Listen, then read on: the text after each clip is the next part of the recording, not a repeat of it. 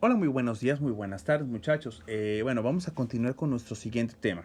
Ok, como ya lo habíamos mencionado, bueno, estamos haciendo unos pequeños saltos por ahí dentro de lo que es nuestra clase para ir como enfocándonos específicamente en ciertos eventos que se consideran, bueno, muy relevantes dentro de nuestro tema, dentro de nuestros temas para nuestra clase, ¿va? Ok, sin embargo, bueno, el hecho de que no los saltemos no significa que no sean importantes, simplemente vamos trabajando con los que consideramos más relevantes para esta parte de la historia, ¿va? Ok, bueno, vamos a continuar. Ok, vamos a retroceder un poquitito, muchachos, a lo que es dentro de lo que es el gobierno de Juárez. Durante el gobierno de Juárez, bueno, va a haber va a haber un pequeño conflicto con el que se va a enfrentar nuestro presidente. Bueno, y va a ser prácticamente que pues primeramente había que reorganizar lo que es a nuestro país, como ya lo habíamos mencionado. Vivía una crisis económica, las tareas productivas, bueno, iban en disminución, es decir, casi no había producción de los distintos productos que se llevan a cabo aquí en México. Y bueno, pues bueno, además estaba agotado por todos los distintos enfrentamientos que ya había habido desde la guerra de independencia, los cuartelazos, las rebeliones y demás. ¿Va?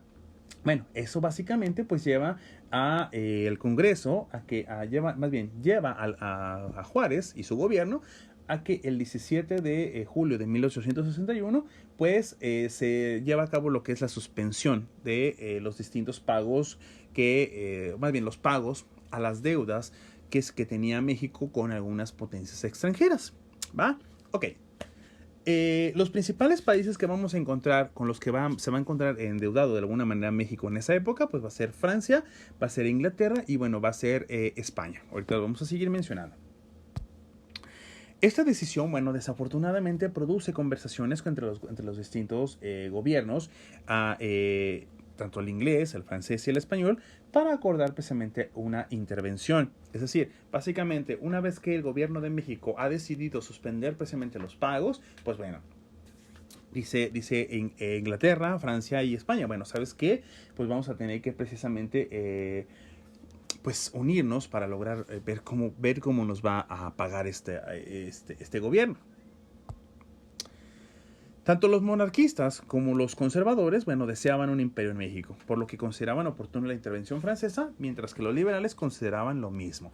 Ok, la decisión del presidente de esa época, Benito Juárez, es decir, de suspender los pagos y bueno, empezar como a generar ciertos conflictos con las potencias tanto de Inglaterra como de Francia y España, pues bueno, va a ser un punto a favor, según los monarquistas y conservadores, que ellos pueden aprovechar y lograr que Francia realmente intervenga aquí en México y entonces establezca una monarquía.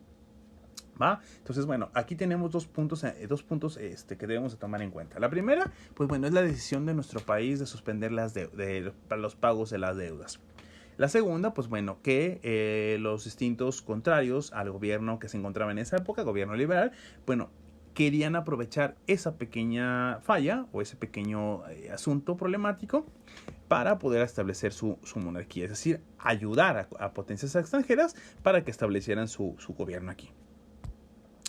Después de la llamada Convención de Londres, es decir, esta convención precisamente o esta reunión entre las distintas potencias extranjeras, bueno, celebrada el 31 de octubre de 1861, las tres potencias deciden o acuerdan desembarcar en el puerto de Veracruz para presionar a México a que pagara. Y bueno, así lo hicieron entre diciembre de 1861 y enero de 1862. Es decir, llegan precisamente aquí a México.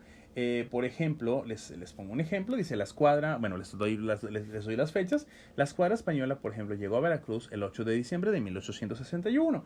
Los ingleses, perdón, llegan el 6 de enero de 1862 y los franceses anclaron al día siguiente, es decir, el día 7 de enero de 1862. Ya los teníamos aquí en México. El gobierno, bueno, mexicano designó al general Manuel Doblado para negociar con los intervencionistas, solicitando que expusieran las intenciones de su expedición, sin lo cual, pues, no se iba a poder permitir el paso a los avances, ¿va? Es decir, el paso a las potencias. Los plenipotenciarios, dice, bueno, europeos, intercambiaron impresiones con el ministro Manuel Doblado, en las que se expuso el interés de evitar el enfrentamiento, y el 19 de febrero se acordaron en el poblado de la Soledad los preliminares mediante los cuales se pactó que las potencias aliadas se abstendrían de interferir en cualquier disputa interna de los mexicanos, restringiéndose a la negociación como vía de alcanzar acuerdos sobre sus reclamaciones. Dichas reclamaciones o dichas negociaciones, bueno, se llevaron a cabo por representantes de las potencias aliadas y representantes del gobierno mexicano en Orizaba. Bueno, finalmente con estas pequeñas pláticas, pues se llega precisamente al acuerdo tanto con España como Inglaterra. Sin embargo, Francia no va a estar de acuerdo, es decir, no va a aceptar precisamente las pláticas o los acuerdos a los que llegan, es decir, la prórroga con la que se había acordado, y entonces, bueno, va a proceder precisamente. Francia, bueno, apoyado, ya lo habíamos mencionado, por monarquistas y conservadores, bueno, en la primera campaña militar, dirigido por el general Lorenzes, rechazado por el ejército mexicano, en Puebla, en la batalla del 5 de mayo de 1862. Ok, bueno, básicamente, muchachos, Francia, cuando decide precisamente intervenir en México y atacar a México, básicamente, para poder rescatar, según ellos, los ingresos de las deudas, pues bueno, deciden atacar la primera vez, pero permítanme, pero bueno, el día 5 de mayo, en lo que va a ser la batalla de Puebla, bueno, el gobierno mexicano logra vencer a el gobierno de Francia, y bueno, se tiene que regresar.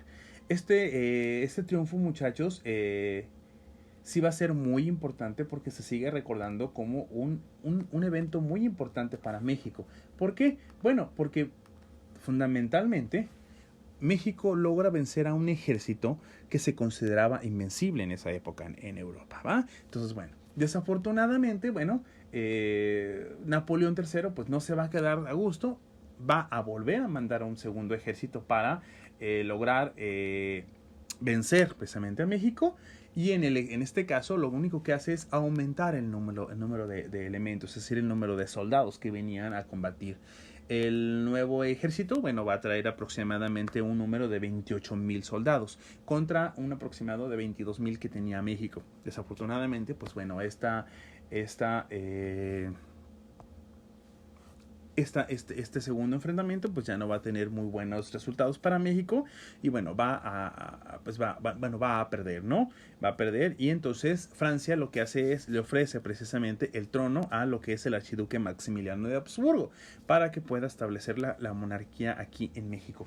Sin embargo, muchachos, bueno, desafortunadamente Maximiliano de Habsburgo, a pesar de que había sido apoyado por lo que es la monarquía de Francia, y había sido apoyado precisamente por los monarquistas que se encontraban ya de alguna manera aquí en México y que estaban a favor de un gobierno así, pues bueno, desafortunadamente Maximiliano pues no concuerda con sus ideas, y bueno, gobiernan a un estilo liberal, es decir, siguiendo precisamente la corriente liberal y bueno, siguiendo ciertas medidas liberales. Esto, bueno, va a producir precisamente que Napoleón III le retire su apoyo, y que de igual manera los monarquistas o conservadores de aquí de México pues también le retiren su apoyo. Al no tener suficiente apoyo por estos dos lados, pues bueno, se debilita, y entonces pues bueno, México puede volver a reatacar y bueno, a recuperar precisamente lo que es la república, ¿va? Ok, bueno, esos a grandes rasgos lo que tiene que ver con lo que es la intervención francesa, ¿va? Nos adelantamos un poquito más y bueno, volvemos a retomar precisamente un poquito de lo que es el fin del gobierno de Juárez, ¿va? En 1871, bueno, la reelección de Juárez provoca cierta división entre los liberales, entre las distintas fases de los liberales.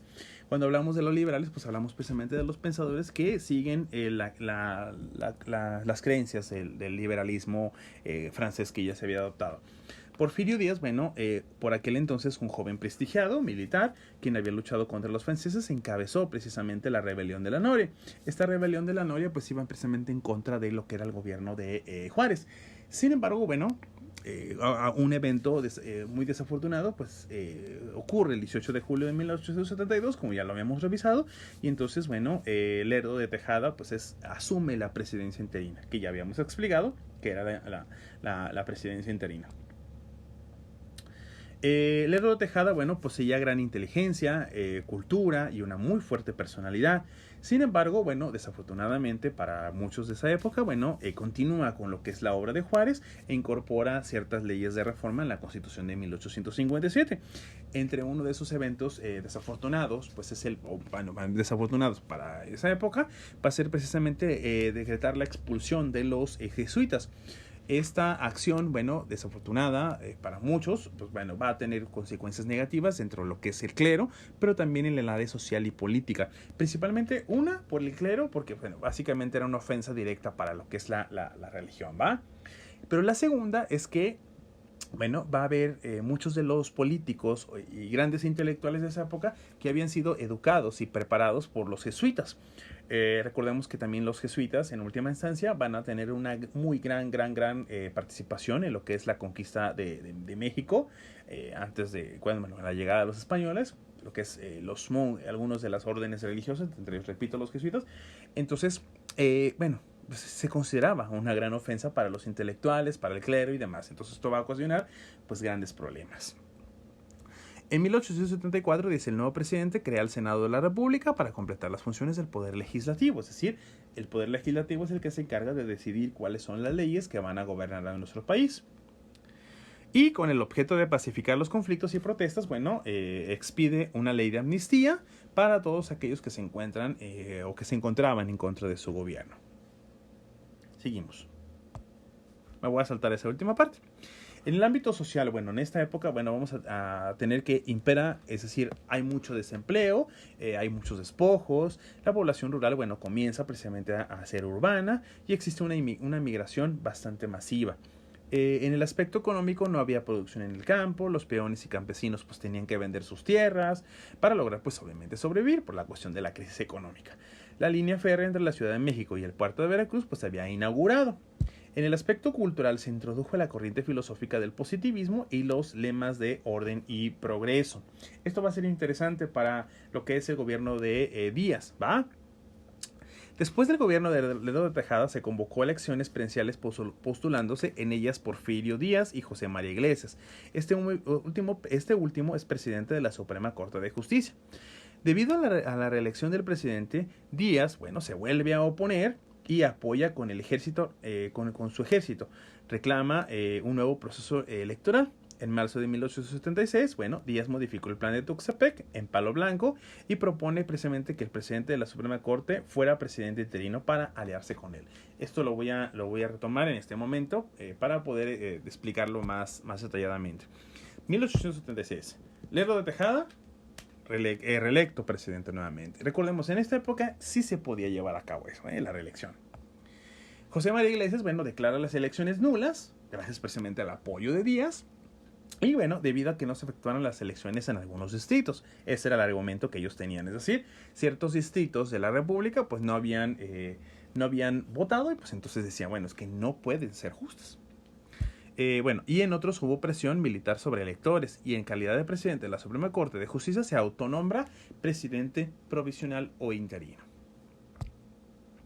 Porfirio Díaz, ya lo habíamos mencionado, pues se rebela contra la elección de Lerdo de Tejada mediante el plan de Tuxtepec bajo el lema de no reelección, que después vamos a ver que esto es prácticamente solo un lema que utiliza para entrar a la política y empezar a ganar poder para llegar a ser presidente, pero que después no lo va a respetar, pero bueno, lo vamos a ver más adelante.